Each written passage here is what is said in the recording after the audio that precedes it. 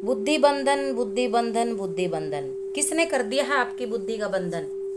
प्रेत ने कर दिया है, या फिर केकराय ने कर दिया है, या फिर किसी रिश्तेदार ने, पड़ोसी ने आपके ऊपर तंत्र क्रिया करवा दी है, कोई मसान छुटवा दिया है, या आप ही के घर के प्रेत बुद्धि बंधन करते हैं, या फिर आप पूजा पाठ करते हो, उसके कारण आपकी परीक्षा चल रही है जिससे आपकी बुद्धि काम नहीं करती, परीक्षा में हो अभी, या फिर आपके घर में कोई बड़े बुजुर्ग जिनको सेवादार कहा जाता है भगदावल में, भगताई में, जो पूजा पाठ करके मर गए हैं और आप थोड़ा बहुत पूजा पाठ करते हो और उनकी जो है आपने कोई पूजना नहीं दी है, क्या वो आपकी बुद्धि पे बैठ गए हैं प्रेत स्वरूप बन के? तो इस विषय पे चर्चा करने वाले हैं, वीडियो में अंत तक बने रहे। बहुत ही चर्चित विषय है ये, और तकरीबन लोग जो है सवाल करते हैं, इसके सवालों के मैं आपको जवाब देने के लिए वीडियो बनाती हूँ, जानकारी के लिए वीडियो बनाए जाते हैं। तो सही दिशा में चलो, किसी अंधकार में मत रहो, अंधविश्वास में मत रहो। देखो, भगत भगवान नहीं होता, हर बार मैं बोलती हूँ।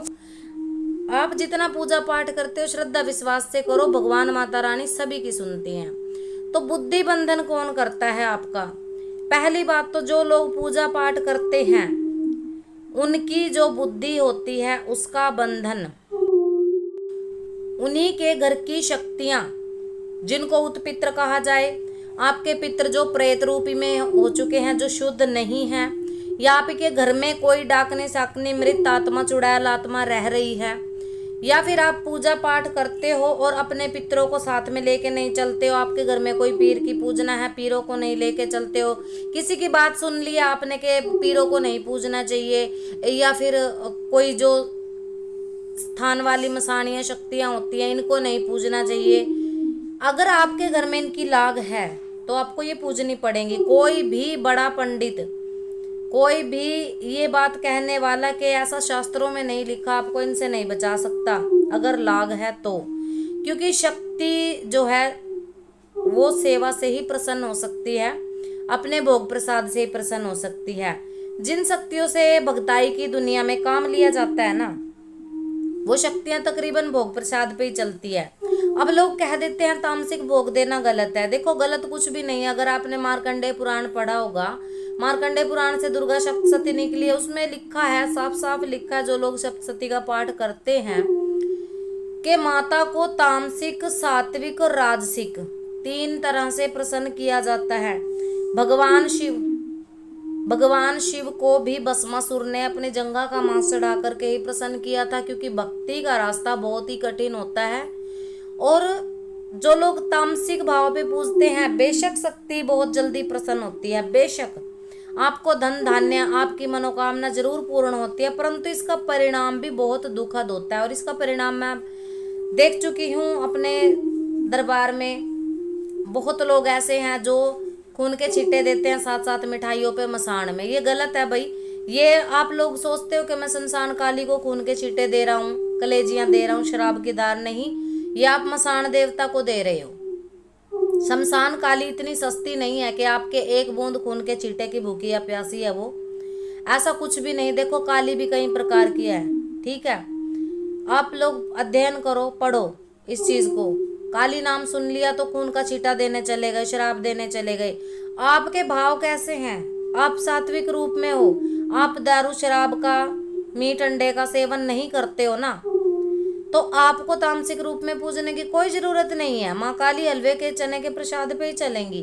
और अगर आप स्वयं खा रहे हो तो भाई आपको फिर पूजनी पड़ेंगी, फिर आपको देना पड़ेगा, क्योंकि जहां आप इस चीज को नहीं छोड़ सकते हो तो आपके देवता शुद्ध सात्विक रूप में कैसे चल सकते हैं? आप खुद समझदार हो, खुद पढ़े लिखे बच्चे हो, समझाने की जरूरत नहीं है। तो बुद्धि बंधन कैसे होता है? बहुत लोग आपको बोल देते हैं कि बुद्धि बंधन आपके रिश्तेदार करवाते हैं, आपके अड़ोस पड़ोस के, क्योंकि बाहर वाले लोगों के पास तो चीजें अवेलेबल हो ही नहीं सकती कि हमारा कपड़ा ले गए, कोई बाल ले गए, हमारे चीजें ले गए, कोई भी उन पे तंत्र होता है तो घर वाले ही करवा सकते हैं। ये बिड़ाने वाली बात होती है। जिस इंसान को लगता है ना कि मैं दिया बत्ती करके, साधना करके भगवान से सब कुछ पा लूं, वो मेरे हिसाब से मूर्ख है भाई।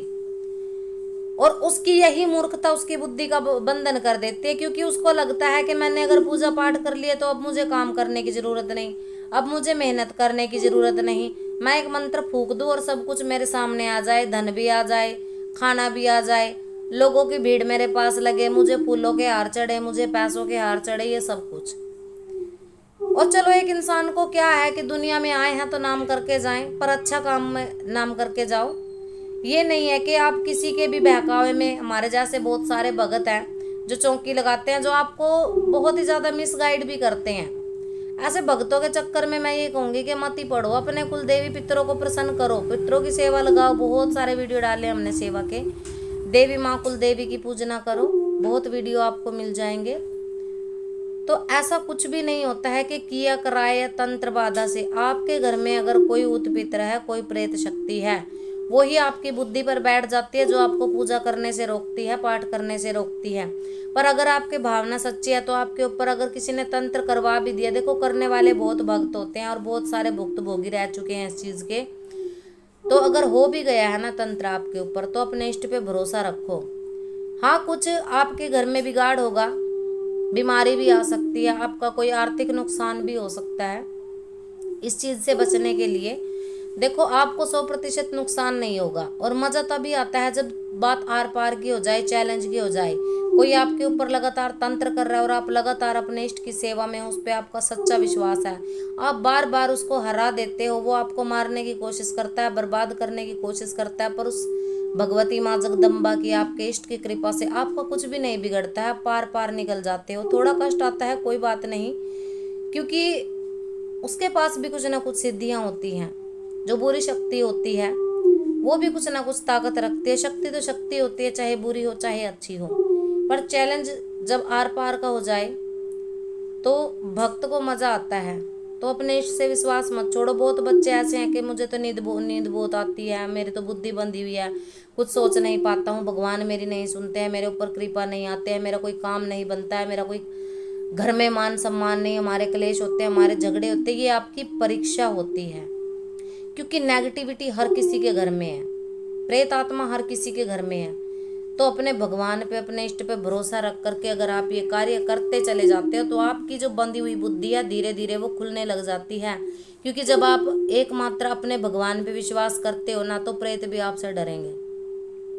भगवान ने जितना आपका जीवन लिखा है आप जी के जाओगे। अब हर कोई इंसान ये सोचता है कि मैं सुख से जीऊं, ऐसा नहीं होता, क्योंकि कर्म के लेख सभी को भुगतने पड़ते हैं। वो भगवानों ने खुद भुगते हैं, भगवान राम कृष्ण ने भी भुगते हैं जब वो मानव रूप में आए। समस्याओं से डर के अपने इष्ट को दोषी ठहराना ये बहुत गलत बात होती है।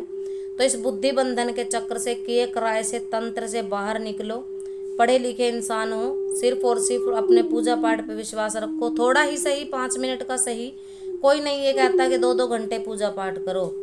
छोटी छोटी जानकारी आप लोगों के लिए लेके आते रहते हैं। आशा करते हैं आपको पसंद आई होगी। सभी को जय माता।